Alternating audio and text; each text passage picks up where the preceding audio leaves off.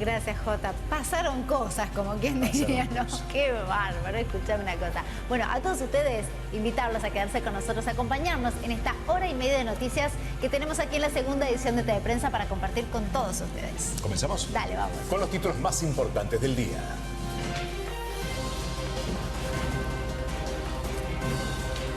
Y te contaremos en esta segunda emisión de TV Prensa. Casi 140.000 para no ser pobre. El INDEC confirmó que el valor de la canasta básica total subió un 9% en octubre, superando el índice mensual de inflación que se ubicó en el 6,3%. De esta manera, una familia de 4 integrantes necesitó 139.738 pesos para no ser pobre y 62.106 pesos para no ser indigente. Alerta por altas temperaturas. Con térmicas cercanas a los 40 grados, los tucumanos atravesamos jornadas de mucho calor. Los especialistas advierten sobre la importancia de los cuidados, especialmente con los más chicos, como así también con los adultos mayores. Atención que también tiene que ver mucho la sequía, pero la responsabilidad, Incendios forestales. En Casa Rosada, el gobernador Osvaldo Jaldo, junto con el jefe de gabinete, Juan Mansur, firmó un convenio de asistencia financiera para el combate de incendios. Se invertirá 150 millones de pesos para la adquisición de bienes y servicios. Y también una historia conmovedora, la transformación del dolor. Una joven española se suicidó a los 15 años a causa del bullying que sufría en la escuela. A pesar del dolor más grande de su vida, el padre inició una campaña para lograr medidas nacionales que actúen en casos de acoso. Una lucha ejemplar.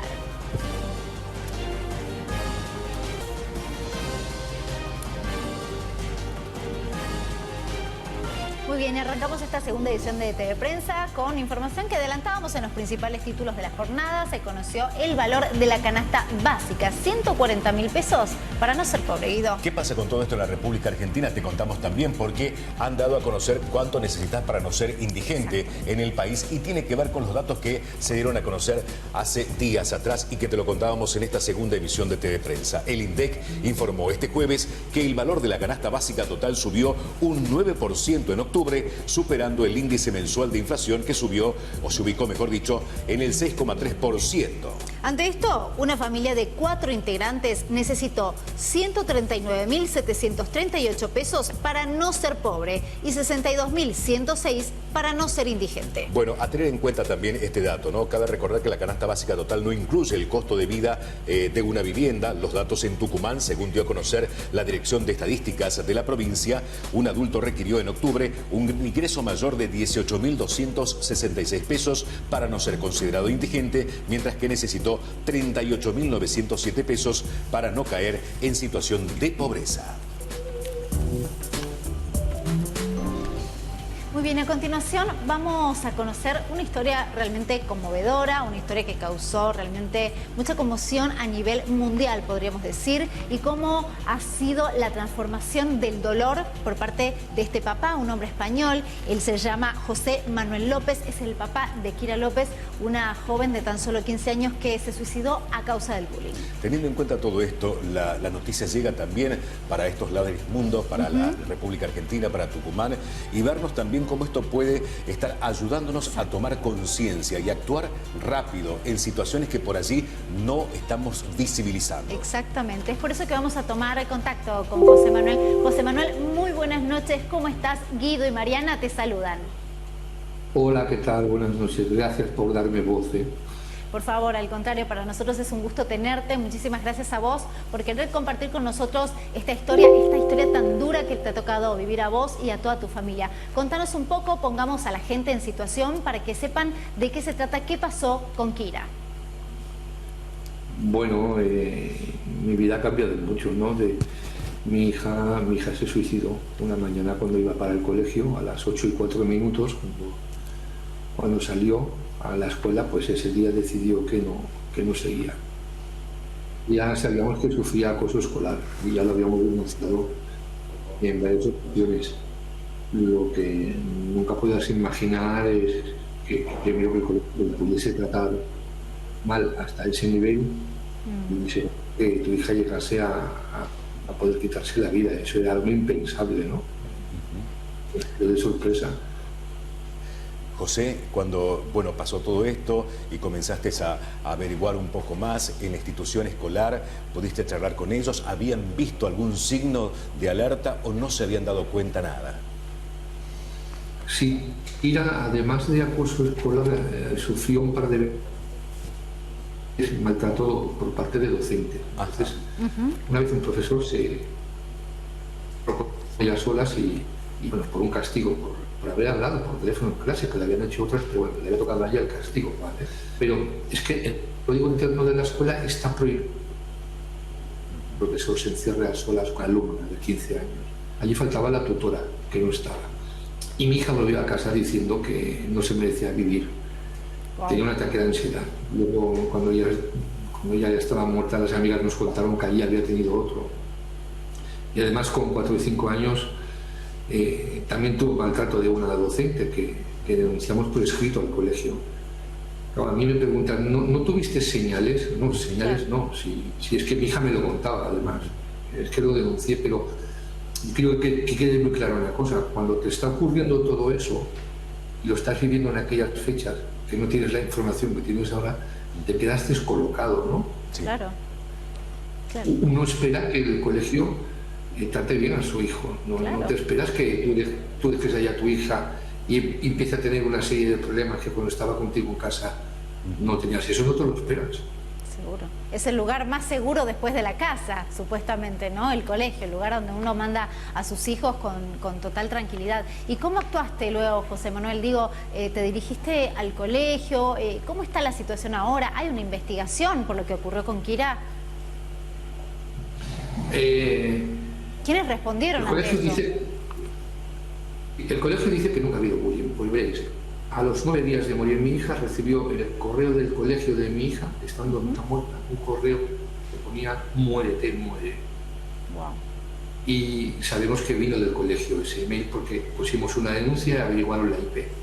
Cuando recibimos ese mensaje, invitando a mi hija a morir, estando ya muerta, bueno, luego averiguamos que un grupo de alumnos se había burlado en clase de la muerte de mi hija. ¿Os podéis imaginar? Ese correo tenía relación. Pues decidimos poner una denuncia penal que siga abierta. Que yo sé que vía penal no va a tener recorrido, porque la ley aquí en España, el acoso escolar no es delito, ¿no? Pero cuando acabemos esta vía, empezará la vía civil. Y yo no pienso dejarlo. Mi hija no está. Claro. No la voy a recuperar, pero tiene que hacer justicia. Y teniendo todo esto en cuenta, José, no te quedaste con eso, sino que accionaste, comenzaste a hacer más público todo esto, a charlar seguramente con más padres, compañeros, vecinos y tratar de realizar un protocolo nacional contra el acoso escolar que lo estuviste presentando ya en el Congreso, en diputados. Sí, pero es que yo me sentí un poco obligado a hacerlo, porque cuando salió la prensa, de repente la policía nos empezó a hacer más caso, porque cuando vas a denunciar acoso escolar, pues no sé, que a una niña le dejen de hablar en el patio o le insulten, no es delito. Eso se tiene que hablar en el colegio. La policía te dice, no, aquí no te podemos ayudar. Bueno, cuando se creó una alarma social en España, por mi caso, ya me llamó la policía y dijo, oye, en tu caso, vamos a la alarma social, te vamos a ayudar. Y yo dije, bueno, pues yo, que no tengo poder, yo no podía tener la mente desocupada, porque sufría mucho, porque me puse a formarme y me puse a ver qué cosas podía hacer. Inicié un Change.org, no es cosa de niño, y en un día conseguí 100.000 firmas, lo cual indica que en España hay muchos niños que están sufriendo Seguro. Mi hija. Con 230.000 firmas, el mismo día del acoso internacional y del ciberbullying, que era el 3 de noviembre, es el primer jueves de cada noviembre. Sí.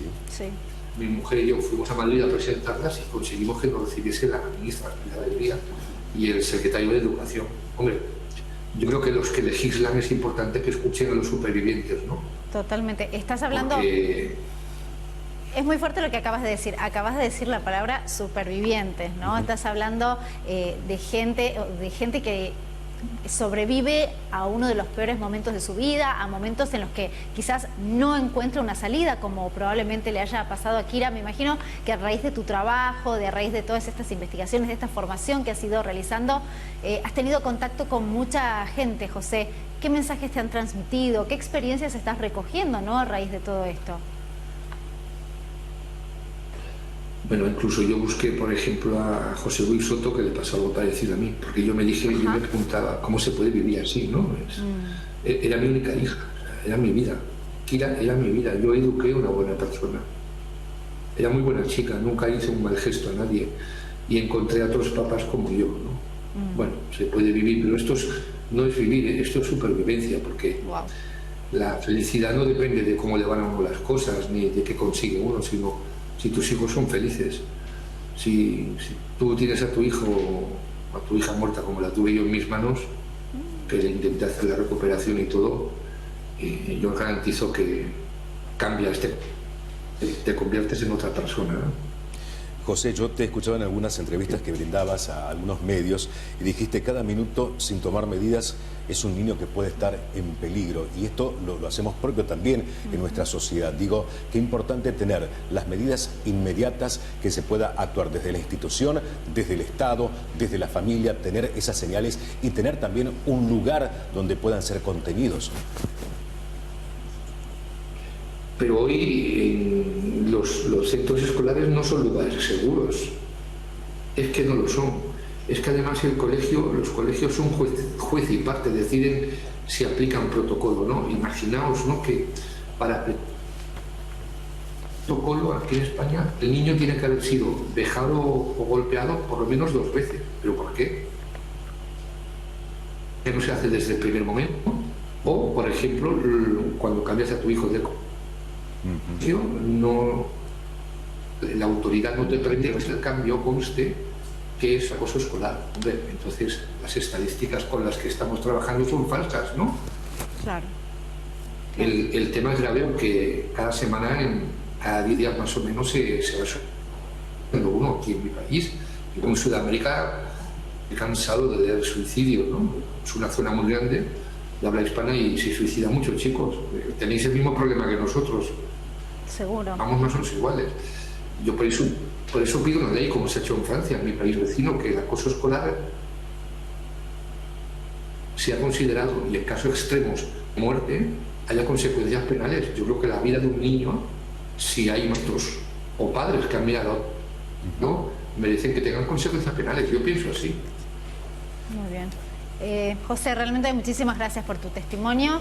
Es una historia muy, muy fuerte en la que realmente, bueno, pones sobre la mesa un tema tan importante como el del bullying y el del cuidado a nuestros niños, a nuestros adolescentes, y el rol que tienen que cumplir también las instituciones. Muchísimas gracias. Te mandamos un abrazo muy grande desde Tucumán, desde la República Argentina, y este contacto servirá también para abrir un poco las cabezas también por esta parte del mundo. Gracias por este tiempo que nos has brindado. Gracias, y os hago una breve petición a vosotros los periodistas. No dejéis de dar voz a este tema, por favor, porque mueren niños constantemente y vosotros tenéis mucho poder, podéis cambiar las cosas también. Gracias, buenas noches. Un abrazo muy grande. Gracias por este contacto. Muchísimas gracias. Bueno, José Manuel López, el papá de Kira López, esta chica española que se suicidó a los 15 años, víctima del bullying. Seguimos con este tema, lo traemos a la provincia para ver cómo se trabaja este caso. ¿Qué dicen los profesionales, por ejemplo, sobre estas situaciones que se dan? Así lo escuchamos.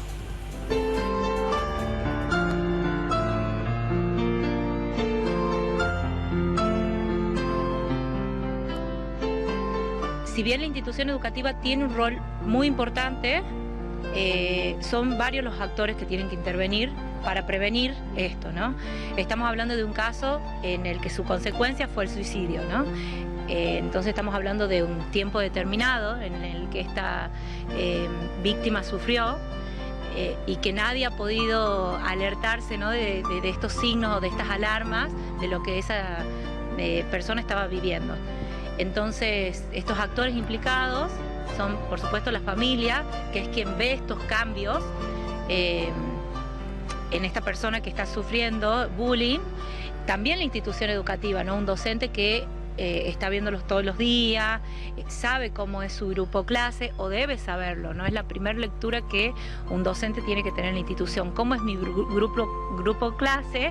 Y cuáles son más o menos las características o los perfiles que tienen mis alumnos. Digamos, debería ser algo que tendríamos que tener en cuenta. ¿Cómo podemos advertir cuando una persona es víctima de bullying? Bien, el primer cambio que vamos a notar va a ser ¿no? el silencio.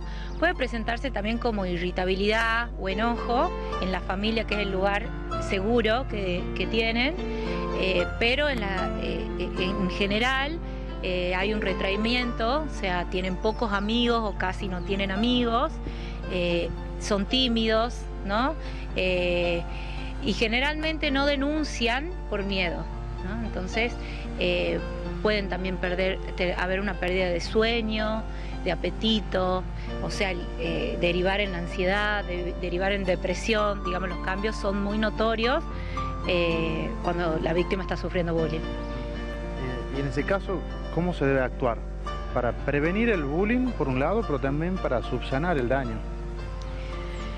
Bien, bueno, como dos lugares, ¿no? Dos caminos. Primero, como familia, bueno, poder intervenir a través del diálogo. Si el diálogo no es suficiente y yo sé que está sufriendo y que está pasando algo, poder recurrir a un profesional, ¿no? Un profesional de la salud que pueda acompañar este proceso para poder salir de ese lugar, para poder darle un espacio de palabra o alguna ¿no? herramienta que ayude a intervenir.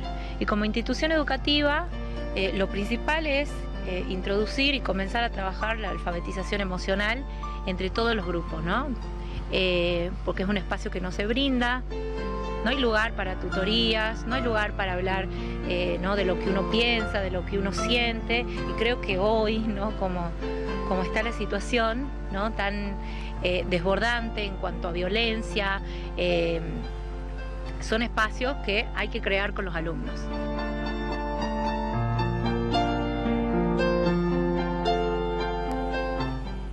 Dejamos este tema para hablar de salud, porque la Organización Panamericana de la Salud alertó por un incremento de casos de gripe, también de coronavirus y de bronquiolitis. Es por eso que las autoridades están pidiendo a los gobiernos de todos los países del continente americano que implementen medidas de prevención para estas tres enfermedades, especialmente gripe, bronquiolitis y coronavirus. Teniendo en cuenta también que llega fin de año, llegan las fiestas de fin de año y se van a hacer reuniones familiares en ambientes cerrados. También brindaron algunos datos, por ejemplo, en América se detectaron casos de gripe en aumento en Argentina, Chile y Uruguay, sobre todo a partir de septiembre un incremento de casos, lo que no es muy usual porque siempre terminan en agosto. Además, los casos de coronavirus aumentaron un 17% en la región durante la última semana. Hay que tener en cuenta que cada vez se testea menos, entonces posiblemente los casos de coronavirus todavía estén más encima de esta cifra que brindó la organización. Además, también hay varios casos de bronquiolitis en niños, así que la organización pidió a los países de este continente que incentiven a la población a vacunarse, a seguir realizando vigilancia epidemiológica a través de testeos y a tomar la distancia social o a aislarse ante cualquier caso de gripe y de coronavirus. Seguimos con Guido. Gracias, Viole, para contarles acerca de esta rueda de prensa que brindó el ministro de Educación de la provincia, Juan Pablo Ligmayer. Se refirió a varios temas, entre ellos el bono que cobran los trabajadores estatales. Se está realizando el pago en este momento y también el cierre del ciclo lectivo 2022. Lo que quiero yo destacar es que hoy todo el sistema educativo va a tener disponible ese pago, que son 25.000 pesos que van directamente al bolsillo del trabajador, de la trabajadora docente. Va a estar disponible en los cajeros, esos son 712 millones de pesos que van al bolsillo de los trabajadores y trabajadoras, casi más de 30.000 personas en la provincia que van a cobrar la primera cuota del bono, que es 25.000 pesos. Esto se va a replicar en el mes de diciembre y el mes de enero también. Claro, como está previsto en el cronograma, efectivamente. Bien, ministro, por otro lado, hay un anuncio con respecto al fin de clases. Sí, tiene que ver con que empiezan los exámenes trimestrales la semana que viene, las escuelas están rindiendo los exámenes y es el momento donde se define si uno se lleva o no se lleva materia. Y aquí le quiero a los chicos, a las chicas pedir que hagan un esfuerzo para cerrar el año, un esfuerzo importante. También se lo pido a la familia, por supuesto la docencia está plenamente comprometida, que estudien mucho, porque bueno, quienes no lleven materia terminan las clases el 12. Y creo que eso es algo bueno para los chicos, bueno para la familia y bueno para la calidad educativa. El resto van a seguir con clases de apoyo hasta el 20, que es lo anunciado. Claro, es nuestro compromiso, digamos, cuando algún alumno o alumna lleva materias, debe materias, también ayudar a la familia, porque ese apoyo escolar, bueno, también es algo que no hay que pagar a veces un profesor o profesora privado, digamos, ¿no? Que lo brinda el propio Estado, la propia escuela, brinda el apoyo escolar para, bueno, prepararse para los exámenes en caso de aquellos que los tengan. Sí, vamos a cambiar de tema, vamos a hablar de salud y aguante, corazón, aguante. Una frase que vamos a escuchar muchísimo seguramente ahora que empieza el Mundial. Una frase que popularizó un conocido relator de fútbol que después, Jota, te comprometo a que digas quién es el relator de fútbol, ¿eh? Te voy a una apuesta a ver si sabes a quién me refiero. Pero sí, hablábamos de que el corazón aguante, que el corazón aguante tanto estrés y tantas emociones fuertes. Es por eso que conversamos con un especialista que nos recomienda hacer los chequeos previos. Lo que está intentando la Sociedad Argentina de Cardiología con la Fundación es intentar concientizar a la gente de lo que es controles cardiovasculares debido a la asociación con el estrés, ya que se demostró que el estrés es un mal indicador o un predictor de enfermedades cardiovasculares que pueden generar este tipo de enfermedades como infarto, ACV, a causa del estrés brusco. ¿Por qué lo del Mundial? Porque se demostró en estudios que se hicieron hace unos años atrás, por ejemplo en Francia, en el Mundial de Francia, cuando Argentina le ganó a Inglaterra, demostró que en el Reino Unido aumentó un 25% de causa de infarto debido al estrés. Y también se demostró en Brasil, en el Mundial de Brasil, cuando en la final de Alemania-Argentina, por medio de estudios, demostró que un 3.5 en ese año los alemanes tuvieron más infartos que años anteriores, que la asocian justamente por el estrés causado por el Mundial. El examen cardiovascular básicamente hay que hacerlo una vez al año, generalmente a partir de los 35 años ya una indicación del mismo, para todos, digamos, tanto mujeres como varones, de los cuales eso obviamente engloba a todos. Vos tenés 40 años, te tenés que hacer un control. Obviamente cuando uno va a hacer actividad física fuerte, como ahora está de moda mucho el ciclismo, la caminata en las montañas, todo se aconseja principalmente control cardiovascular con electroenergometría por lo menos para ver cómo está. Y obviamente apuntar siempre a los cambios de estilo de vida, que son los factores de riesgo cardiovasculares, que es tabaquismo, obesidad, sedentarismo, obviamente todo es apuntando a eso para evitar lo que hablamos anteriormente, el tema asociado a infarto.